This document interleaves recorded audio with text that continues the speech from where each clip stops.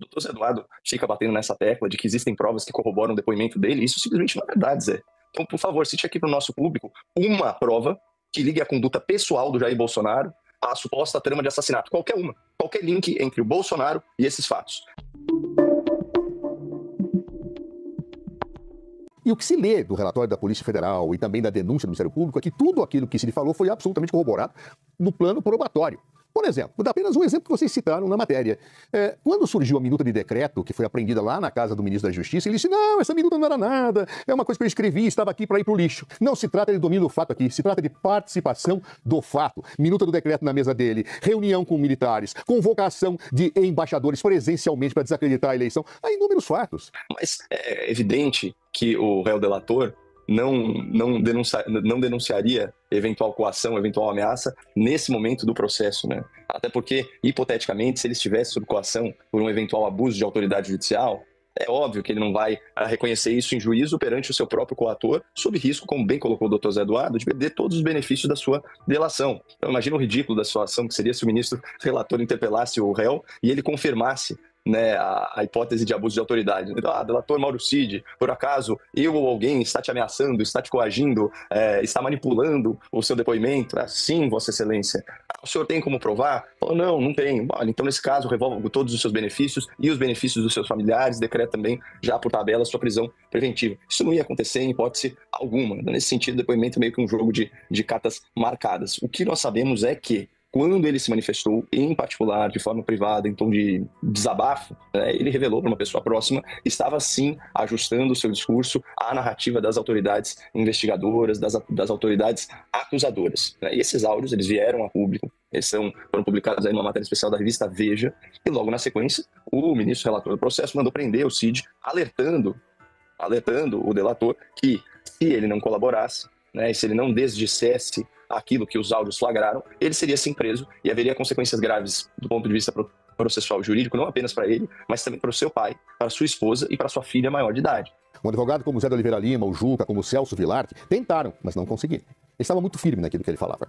E isso tira, claro, isso tem que ser analisado no conjunto das provas, mas tira aquela ideia de que ele estava oscilando, não, ele foi muito firme, foi muito claro. Então, portanto, isso deixa a defesa numa situação mais delicada, pelo menos para aqueles que querem construir, de que ele era oscilante, que ele estava indo para lá e para cá. Não, ele foi firme e categórico diante daquilo que ele efetivamente falou.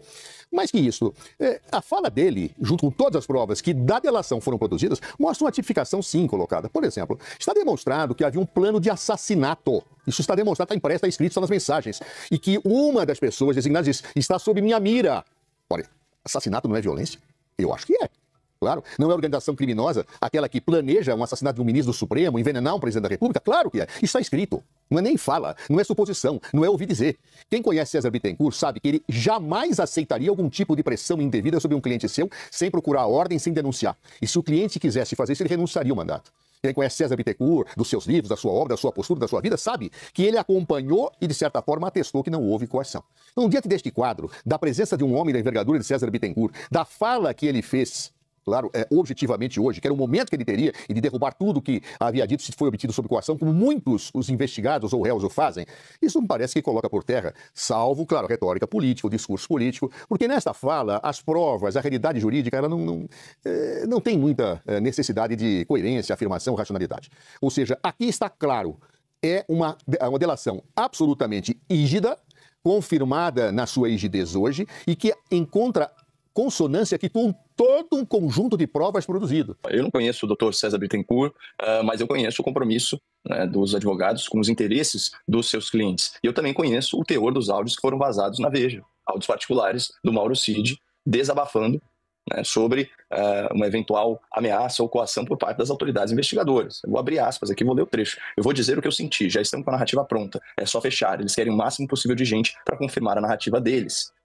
Aspas de novo, o Alexandre de Moraes é a lei, ele prende, ele solta quando ele quiser, com o Ministério Público, sem Ministério Público, com acusação, sem acusação. E aí ele vai citando episódios em que a autoridade policial filtrou o que ele disse, em que o ameaçou com versões estendidas da prisão. Isso daí é tudo de registro público, né? Inclusive, de novo, o doutor Zé Eduardo fica batendo nessa tecla de que existem provas que corroboram o depoimento dele, isso simplesmente não é verdade, Zé. Então, por favor, cite aqui para o nosso público uma prova que ligue a conduta pessoal do Jair Bolsonaro a suposta trama de assassinato, qualquer link entre o Bolsonaro e esses fatos. Eu desafio também o doutor Zé Eduardo a citar uma prova, que ligue Jair Bolsonaro à organização criminosa armada, ou uma medida de força que ele tenha determinado, uma ação violenta que ele determinado. Não tem prova, é só narrativa. Relatório da Polícia Federal, relatório do Ministério Público não é uma prova. Muito menos quando está amparada simplesmente no depoimento de alguém. Alguém virar e falar assim, Bolsonaro editou a minuta do golpe, para usar a expressão corrente aqui na imprensa, não significa que isso resta provado. Você tem que provar que ele efetivamente fez a alteração. Só tem um depoimento de uma pessoa interessada em benefícios penais.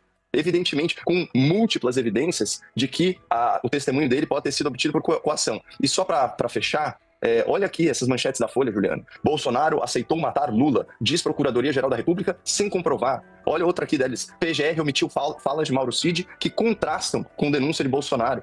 PGR turbina a acusação contra Bolsonaro com conclusões que nem mesmo a Polícia Federal bancou. E, finalmente, Cid mudou versão sobre a trama em audiência na qual Moraes ameaçou prendê-lo. Então, isso tudo é de registro público e lança aí uma série de suspeitas sobre todo esse processo.